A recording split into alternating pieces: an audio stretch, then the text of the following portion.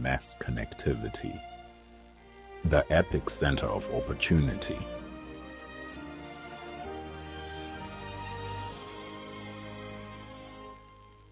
Africa's scale and Nigeria's growing population create a rare long-term investment opportunity. But opportunity alone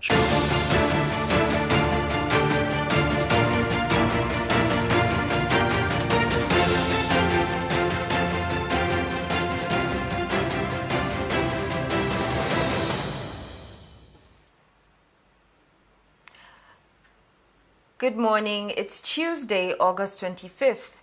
Here are the major stories making headlines. Muslims celebrate Maulud. Cross River governor threatens to dethrone traditional rulers over communal violence. Unizik suspends lecturer for 3 months over alleged sexual misconduct.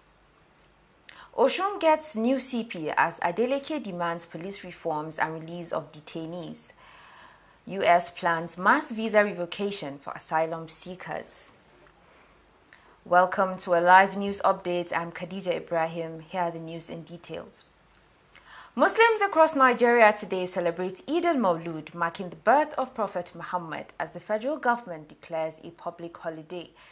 The Minister of Interior, Olubunmi Tunji Ojo, announced the holiday and congratulated Muslims across the country. He urged Nigerians to reflect on the Prophet's values of compassion, humility, and service while praying for peace and unity.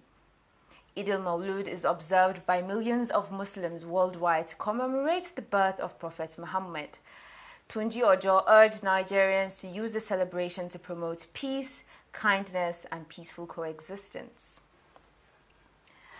Cross River Governor Basi Otu has threatened to dethrone traditional rulers whose communities are involved in persistent communal violence.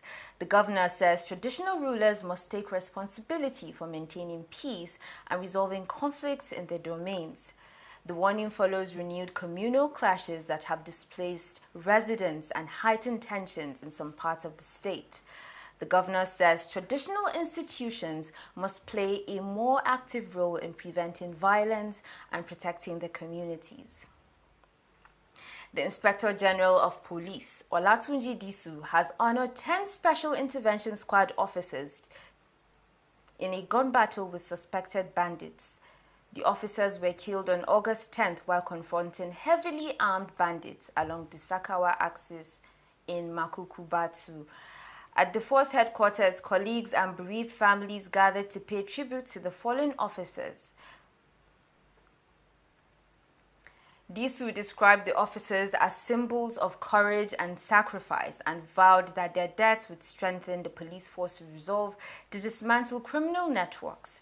The commander of the Special Intervention Squad, Commissioner of Police Abayomi Shugunle, said at least 17 suspected bandits were neutralized during the encounter, while additional remains were later recovered. The IGP assured the families of continued police support and pledged stronger collaboration with communities and other security agencies. Osun State has a new commissioner of police as Governor Ademola Adeleke demands reforms in the state police command. The governor is also calling for the release of detainees and improved accountability within the command.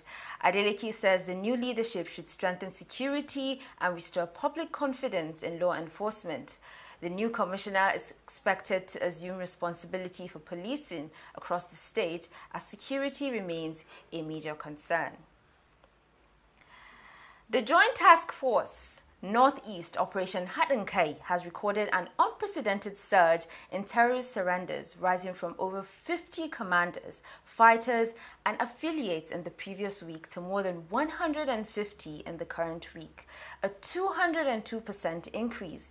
This remarkable development reflects the cumulative impact of sustained intelligence-led operations, intensified military pressure, and coordinated kinetic and non-kinetic efforts aimed at degrading terrorist capabilities and encouraging voluntary disengagement. Troops of the Nigerian army have rescued a 28-year-old kidnapped victim and recovered an AK-47 rifle during an operation in Kogi State. The victim, who escaped from his abductors, told troops he was kidnapped from the Abaji area of the FCT about 5 weeks ago. Acting on his information, troops moved to the suspected hideout, forcing the kidnappers to flee and abandon an AK-47 rifle. The victim has been taken to a military medical facility for treatment, while troops continue efforts to track the fleeing suspects. The Nigerian army says the operation is part of ongoing efforts to tackle kidnapping and other violent crimes across the country. Our correspondent Precious Onu spoke with Nigerians to get their views on security issues in the country. In Nigeria, now government people get security, we not get security. Because under bridge, if they go, Agbero go harass you. Picking pocket go harass you. Now it stops small self because they don't let those children get peace for Ikeja here. Every time they go harass them. Where's your phone? Do you belong to court? Every time. They don't allow those boys to rest. Now you don't die down small. May una help us. We not say we not get security, but may una help us. Iyalode raised concerns over harassment and cult-related activities around the Ikeja underbridge, saying people are being robbed and calling on the government to urgently intervene. But we are begging them, we are pleading to them. They should help us. They should help us. They should help us. That's what we need from them. That's what we need from them. Adeshola Adeniji described insecurity in Nigeria as alarming, saying those responsible for tackling the problem are not doing enough. He urged the government to equip the military with stronger and more sophisticated weapons, stressing that current efforts are insufficient. Every Nigerian or every resident in Nigeria, as at now, knows that the insecurity in Nigeria has reached a situation that is alarming, that makes people very sad and very unhappy. The Nnamdi Azikiwe University UNIZIK has suspended a lecturer for 3 months over alleged sexual misconduct. The suspension follows an investigation into the allegations and forms part of the university's disciplinary process.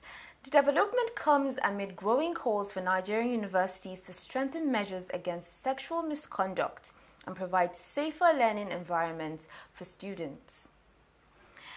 The Kaduna State government has set up a 9-member committee to negotiate with the Academic Staff Union of Universities, ASU, and other staff unions at Kaduna State University. The committee will address outstanding demands from university workers, particularly issues relating to staff welfare and funding. The government says the move is aimed at resolving the long-standing concerns and preventing disputes that could disrupt academic activities at KASU. Now in international news, the United States Supreme Court has paused an order by President Donald Trump affecting mail-in voting. The decision comes ahead of upcoming elections and could affect how some Americans cast their ballots. The case highlights the continuing legal battle over executive powers and election administration in the United States. The United States is reportedly preparing a mass cancellation of visas for asylum seekers. The reported move signals a tougher immigration policy that could affect thousands of people whose immigration status is under review. The development is expected to fuel further debate over immigration enforcement and the rights of asylum seekers.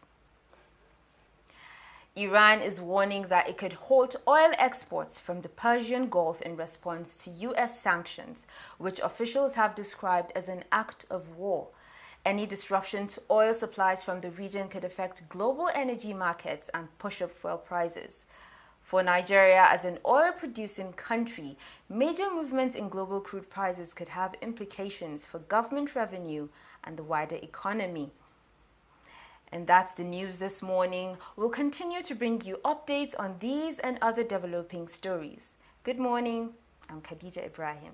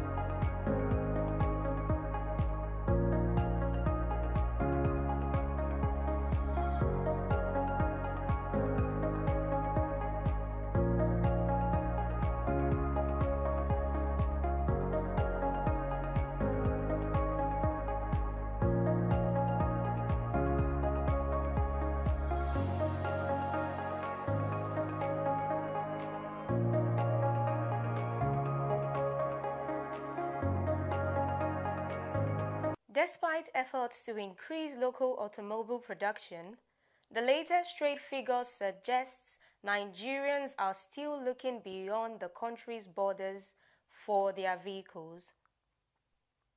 My name is Balogun Timlane. This is a live news update, and we have the details in this report. According to MSME Africa, contrary to the perception that Nigerians are turning away from foreign automobiles, new figures show that the appetite for American vehicles remains strong. According to data from the U.S. Census Bureau and the U.S. Bureau of Economic Analysis, Nigeria imported vehicles and automotive parts worth $602 million from the United States between January and May 2026. The figure represents a 41.3% increase compared to the $426 million recorded during the same period in 2025. According to analysts, the surge reflects several factors, including currency dynamics, changing consumers' preference for foreign vehicles, and Nigeria's limited capacity for local automobile manufacturing. For Nigeria's economy, the number points to a continued dependence on imported vehicles and automotive components, even as efforts to deepen local production and reduce import reliance continues. According to the latest data, the growing value of vehicles import therefore raises a broader economic question.